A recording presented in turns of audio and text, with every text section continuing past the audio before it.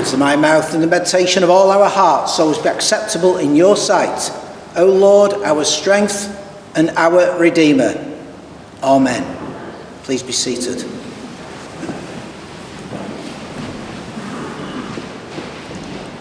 How was Holy Week and Easter for you? Perhaps if you were away, you got to experience worship in a different setting, a new place maybe. Holy Week was quite different for me this year, and the bishop's visit to the deanery gave the opportunity to draw churches together, particularly so at the Taizé service here on the Monday evening when over 40 of us were crammed into the hall. And then on the day before Easter Day, Holy Saturday, or Oily Saturday, as Bishop Mark put it, due to his charity motorbike ride taking place that day. On Holy Saturday, I went to see and be part of the Wilmslow Passion Play. I thought, as the bishop was already committed elsewhere on that date, I should go as the rural dean to show my support to the Wilmslow churches. It was a profound experience, and I said I was part of it. Well, when I say that, I mean I went as a member of the public. I was in the crowds. I was part of that whole mass of people witnessing the last days of Jesus' earthly life and resurrection being reenacted on the street. Knowing the parking issues in Wilmslow, Angela dropped me off near Sainsbury's on the main road.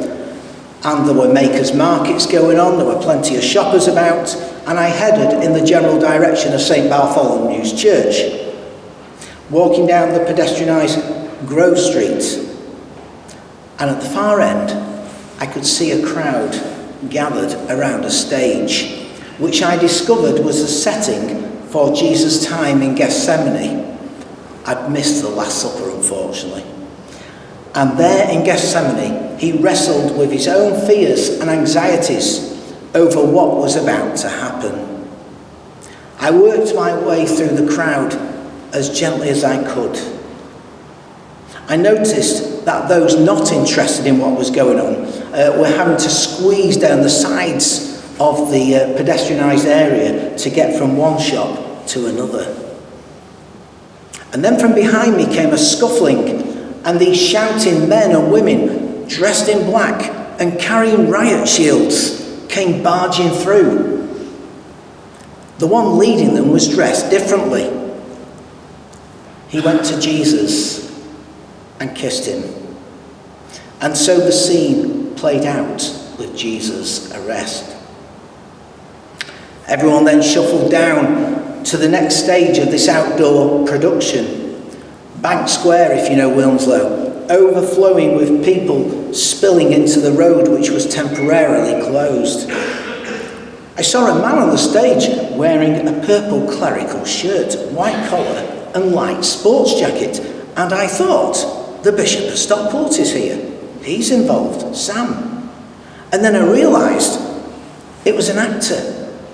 This was Caiaphas, the high priest, soon to be joined by a businessman. Smart jacket, shirt and tie, Pontius Pilate, with a glass of spirits in his hand too. And then, of course, there came that point where Barabbas is brought into the drama. The crowd were incited to call for him to be set free and for Jesus to be condemned. That call had to be manufactured somewhat.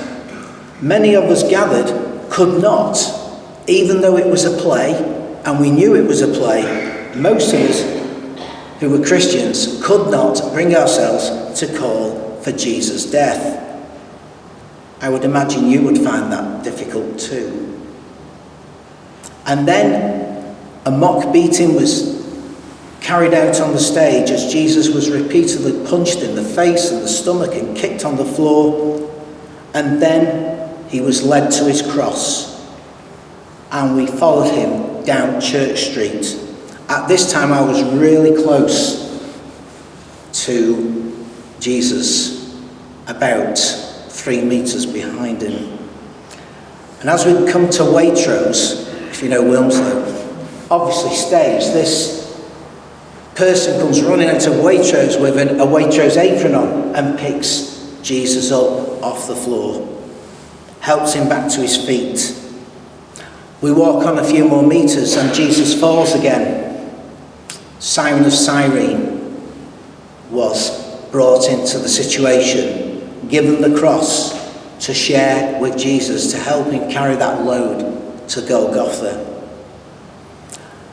And it really felt in this crowd quite real, as though I was there in that moment. And we headed down towards Chancel Lane. There's a large remembrance garden at the east end of St. Bart's Church in Wilmslow, and it's kind of tiered. It's in a bowl. And there in the centre of this bowl was a scaffold, which looked quite terrible actually.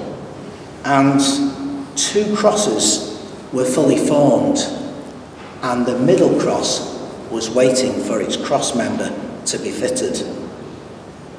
The 2 criminals were led out one by one, the charges read out before being attached to their crosses. Then came Jesus, no protest, like a lamb led to the slaughter. The hardest part was the theatrical smashing of a hammer onto wood. Screams of agony coming from Jesus as the nails were driven in. And then the 3 of them hung there. And you got a real sense of the public nature of all this. They were shirtless, wearing only light grey jogging bottoms to remind us of the nakedness and humiliation. Surrounded by the crowds, those conversations played out. Those words from Jesus on the cross. The conversation between the criminals. And then those final words, Father, into your hands I commend my spirit. And he died. And we made our way to the church for the final scene. By the time we got to the church entrance, it was full. And we were told if we waited for 10 minutes, we would see a rerun. I had to ring Angela to tell her, or ask her rather, if she wouldn't mind waiting at a garden centre in order to pick me up, because I wanted to see the final scene. And of course the wait was longer than 10 minutes to empty a church and get everyone else in. And there were so many of us waiting to see that second showing, and yet most of us knew the ending. We still wanted to be there. It's rather like today.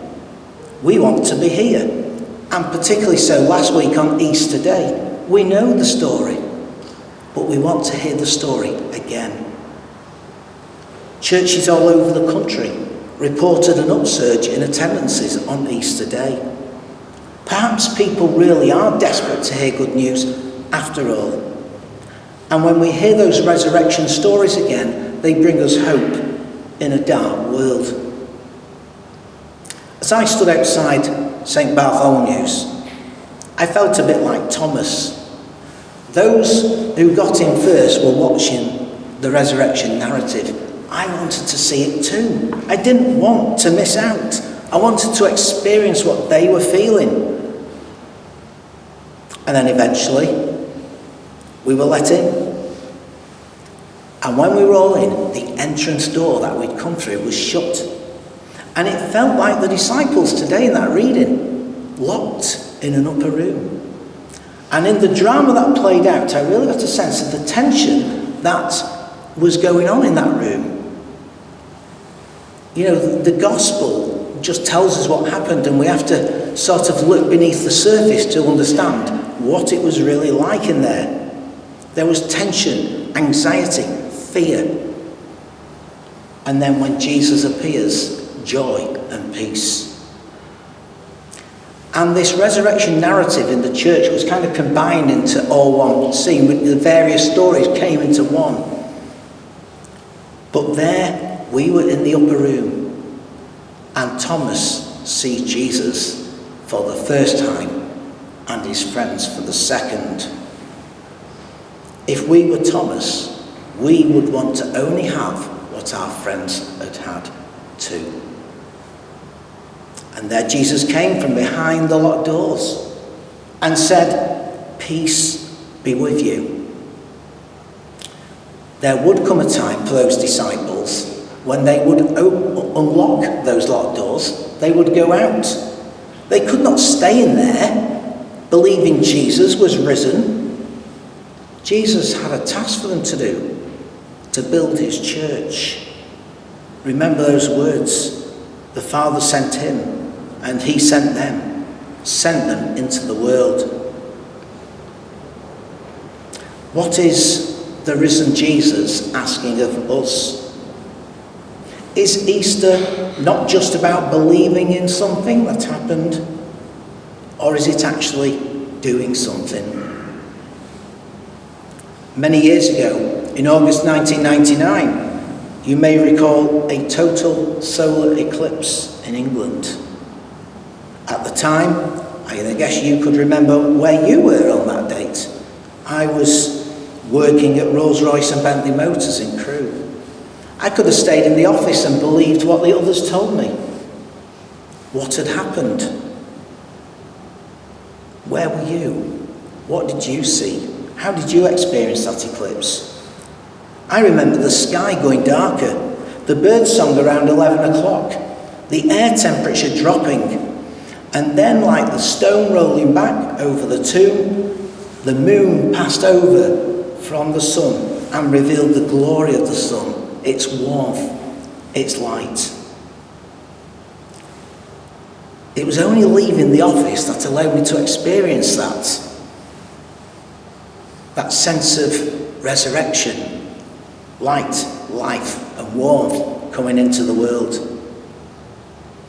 And so the question I want to leave with you today is, what does it mean to believe in Jesus risen? Are we staying locked in our room? What does it mean to leave that upper room, either in a physical or spiritual sense?